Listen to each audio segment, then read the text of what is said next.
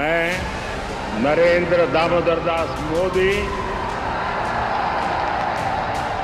ईश्वर की शपथ लेता हूं कि मैं विधि द्वारा स्थापित भारत के संविधान के प्रति सच्ची श्रद्धा और निष्ठा रखूंगा।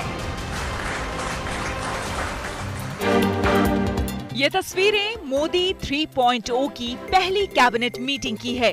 प्रधानमंत्री मोदी ने अपने तीसरे कार्यकाल के लिए 72 मंत्रियों की फौज तैयार की है।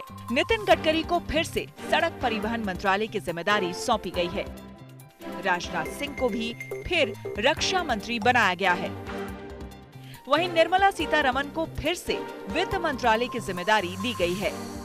इसी तरह धर्मेंद्र प्रधान भी शिक्षा मंत्री बने रहेंगे और अमित शाह फिर से गृह मंत्रालय की जिम्मेदारी संभालेंगे। मनोहर लाल खट्टर को ऊर्जा और शहरी विकास मंत्रालय का जिम्मा सौंपा गया है। किरण रिजिजू को संसदीय कार्य मंत्री बनाया गया है।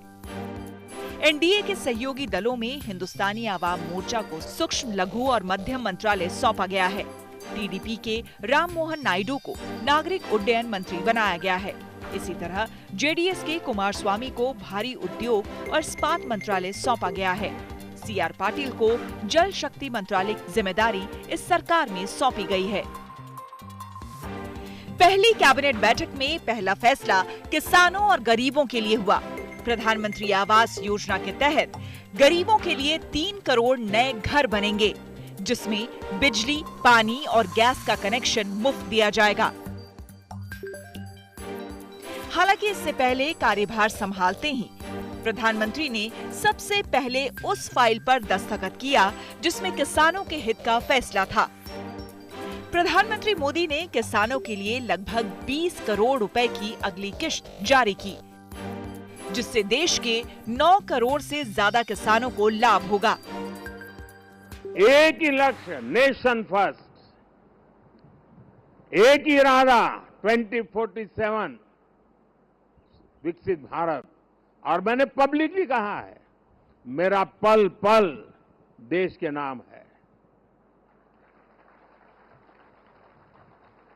और मैंने ये भी वादा किया है देश को 24/7 फॉर 2047। मुझे वो टीम से अपेक्षाएं हैं। मैं मेरी टीम से चाहता हूं। अपने एक्शन से प्रधानमंत्री मोदी ने विजन बता दिया है। रोड मैप तैयार है, काम शुरू हो चुका है। अपने इरादों का ऐलान शपथ ग्रहण से पहले ही प्रधानमंत्री ने कर दिया था। मेरी कोशिश रही है कि पीएमओ ये सेवा का अधिष्ठान होना चाहिए। पीएमओ ये पीपल्स पीएमओ होना चाहिए। ये मोदी पीएमओ नहीं हो सकता है। और इसलिए मेरे दिल दिमाग में सिवाय 140 करोड़ कोई नहीं। और मेरे लिए 140 करोड़ नागरिक नहीं है। मेरे लिए 140 करोड़ परमात्मा का रूप है।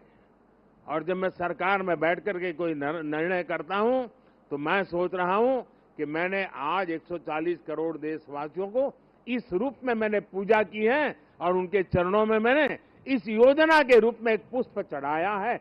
उस भाव से मैं काम करता हूं। नई सरकार पर सियासत भी खूब हो रही है। मंत्रियों के विभागों के बंटवारे से पहले कांग्रेस ने सवाल खड़े करना शुरू कर दिए थे। कांग्रेस नेता जयराम रमेश ने प्रधानमंत्री मोदी को 1/3 पीएम बताते हुए पोस्ट लिखा कि 24 घंटे बाद भी मंत्रियों के विभागों का बंटवारा नहीं हो सका है। ये पहले से घबराए हुए हैं। वहीं कांग्रेस प्रवक्ता पवन खेड़ा भी प्रधानमंत्री मोदी पर तंज कसने से नहीं चूके। पहली बात तो ये मोदी 3rd नहीं है, ये NDA 3 है। अब मोदी जी हर चीज़ में अपना नाम डालना चाहें तो अब तो जनता भी देख रही है कि ये NDA 3 है।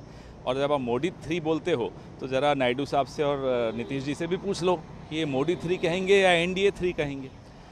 नंबर 2, शायद इसका संदेश मोदी जी को समझ में आ जाए कि जो राहुल गांधी को या गांधी परिवार को या नेहरू जी को या कांग्रेस पार्टी को गाली देते थे, उनको जनता ने बाहर का रास्ता दिखाया और अब मजबूरी में नरेंद्र मोदी को भी उन्हें बाहर का रास्ता दिखाना पड़ गया। मोदी सरकार के तीसरे कार्यकाल में कई मंत्रियों के विभागों को दोहराया गया है। बता दें कि मोदी 3.0 कैबिनेट में शामिल कुल कैबिनेट मंत्रियों में 25 बीजेपी के हैं और 5 मंत्री पद सहयोगी पार्टियों को दिए गए हैं।